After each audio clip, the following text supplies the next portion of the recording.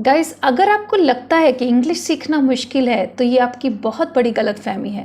Because लगातार practice के साथ आप इंग्लिश को उतनी स्मार्टली बोल सकते हैं जैसे कि नेटिव स्पीकर्स बोलते हैं।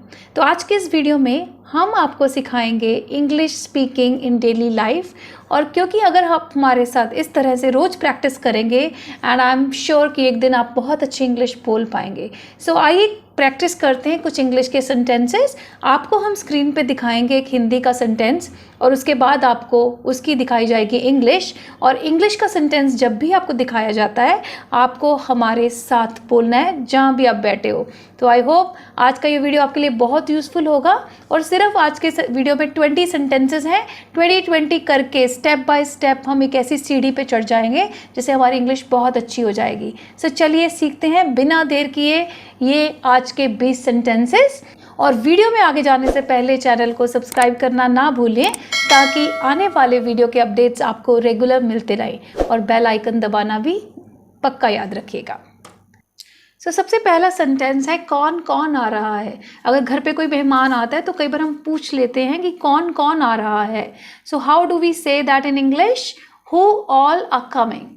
जब हम एक पर्सन के लिए बोलते हैं तो हम कहते हैं कि हु इज़ कमिंग, कौन आ रहा है। लेकिन कौन कौन मतलब हम उन लोगों के बारे में बात कर रहे हैं कि who all are coming. Next, मैं आपको समय समय पे बताती रहूँगी।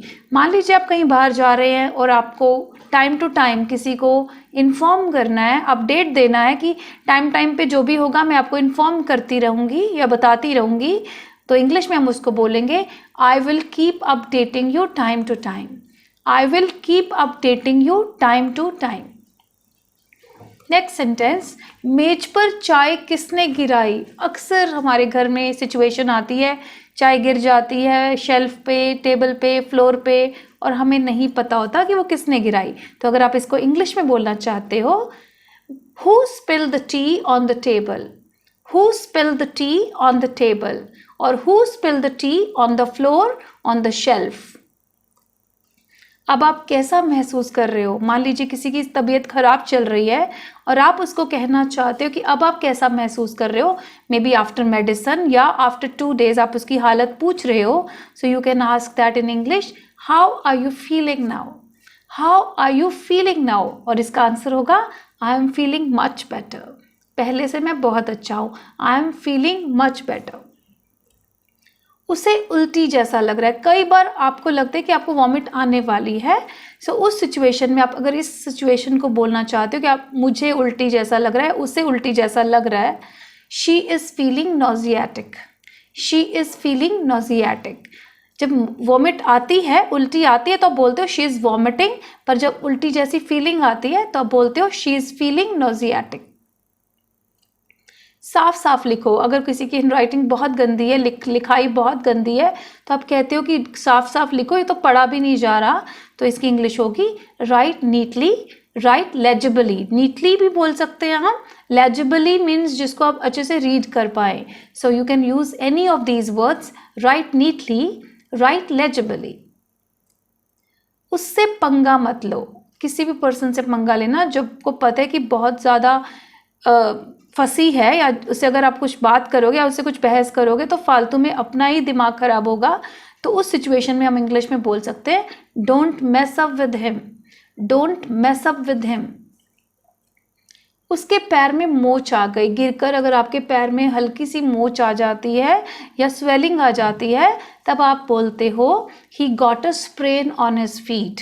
पैरों में अगर एक पैर में आई है, बाएं पैर में आई है तो लेफ्ट फुट, दाएं पैर में आई है तो राइट फुट, किसी भी पार्ट में, आर्म पे आई है he got a sprain on his arm. तो जिस भी पार्ट पे आपके मोच आई है, स्प्रेन जो वर्ड होता है वो मोच के लिए यूज किया जाता है। वह छत पर टहल रही है। हमारे घर की छत पर अक्सर हम जब जाते हैं तो बहुत लंबा स्पेस नहीं होता तो हम सिर्फ टहलते हैं। तो उसके लिए हम इंग्लिश में क्या बोलेंगे? She is strolling on the terrace. She is strolling on the terrace. घर की जिस छत पे आप टहल सकते हो या आप चारपाई लगा के कभी बैठ भी जाते हो उसको टेरेस बोला जाता है। लेकिन जो कमरे की छत है अंदर से दिखाई देती है that is called ceiling. CEILING, ceiling. कल मेरा फ़ोन ख़राब हो गया था। मान लीजिए किसी ने आपका फ़ोन मिलाया और उसके बाद आपको फ़ोन वो नहीं कॉन्टैक्ट कर पाया, अगले दिन आपका फ़ोन ठीक होता है, तो आप उसको बताते हो कि मेरा फ़ोन कल ख़राब हो गया था। My phone broke down yesterday. My phone broke down yesterday. भगवान ना करे, बहुत बार ऐसी सिचुएशन में हम कहते हैं भगवान ना करे ऐसा हो जाए, भगवान ना करे कुछ हो जाए। कई बार बच्चे ज़िद करते हैं कि मुझे एक्टिवा चला के जाना है घर पे, वहाँ पे, या फिर साइकिल पे जाना है। आप डरते हो, कुछ भी सिचुएशन के लिए आप बोलते हो भगवान ना करे, तो उसकी फ्रेज़ की इंग्लिश होती है God forbid if something happens. God forbid if something happens, right. मेरा वो मतलब नहीं था। मान लीजिए आपका कोई बात का कोई गलत मतलब निकाल रहा है और आप उसको कहना चाहते हो कि नहीं, मेरा कहने का वो मतलब नहीं था।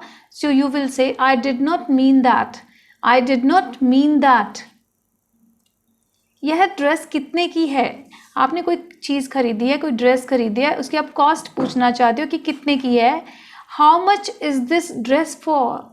How much is this dress for? दूसरे शब्दों में आप ये भी कह सकते हो what is the cost of this dress, but the better way to say this, how much is this dress for?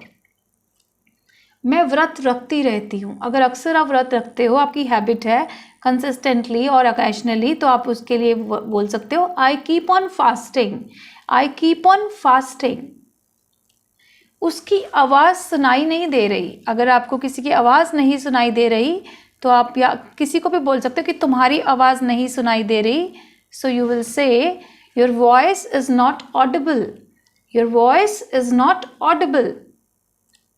वह बहुत मजाकिया है। एक ऐसा पर्सन जो हमेशा जिसका मजाक करना अच्छा लगता है और मजाक करता भी बहुत अच्छे तरीके से है, तो हम कहते हैं कि बहुत मजाकिया है।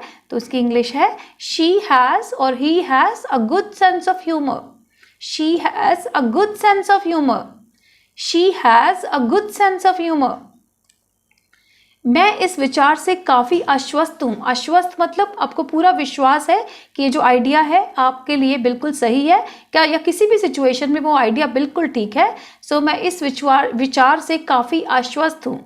मैं इस विचार से काफ़ी आश्वस्त हूँ। इसकी इंग्लिश होगी I am quite convinced with this idea. I am quite convinced with this idea. मैं पूरी तरह से मेरे उद्देश्य से दूर हूँ। जब आप अपने पर्पस से थोड़े परे हो जाते हो, आपका कोई गोल है, आपको अचीव करना है, थोड़ा सा उससे हट जाते हो, किसी और चीज़ में बिजी हो जाते हो एंड प्रोबेबली आप उसको ध्यान नहीं दे पाते, तो आप बोलते हो I am completely of track. I am completely of track. मान लीजिए आप किसी चीज़ की तैयारी कर रहे हो और उस पर्पस तैयारी से हट के आप कुछ और काम में बिजी हो गए, तो उस तैयारी से आप ऑफ ट्रैक हो जाते हो। I am completely of track. यह थोड़ा मुश्किल है। अगर कोई काम करना थोड़ा मुश्किल है या कोई पेचीदा काम है, उसके लिए आप इंग्लिश में बोलते हो it's a bit tricky. It's a bit tricky. तुमको क्या? तुमको क्या? तुमको क्या फ़र्क पड़ता है? इसको अगर ज़्यादा बढ़ाना चाहे तो हम ऐसे भी बोल सकते हैं। सो इसकी इंग्लिश होगी how does it matter to you? How does it matter to you? So that was it guys. I hope आपने आज के इस वीडियो से काफ़ी अच्छे सेंटेंसेस सीखे हैं और आप इनको अपनी प्रैक्टिकल लाइफ में यूज़ करने वाले हो एंड अपनी इंग्लिश को इफेक्टिव करने वाले हो। सो इसी प्रॉमिस के साथ आज का ये वीडियो यहीं पे रोकते हैं और एक और प्रॉमिस आपको करूँगी, अगला वीडियो लेकर हम जल्दी ही आएंगे, लेकिन उसके लिए आपको हमारे साथ जुड़ना पड़ेगा permanently and you have to press bell icon and subscribe our channel so that whenever we post our next video, you can watch that immediately after the notification. So bye bye for today.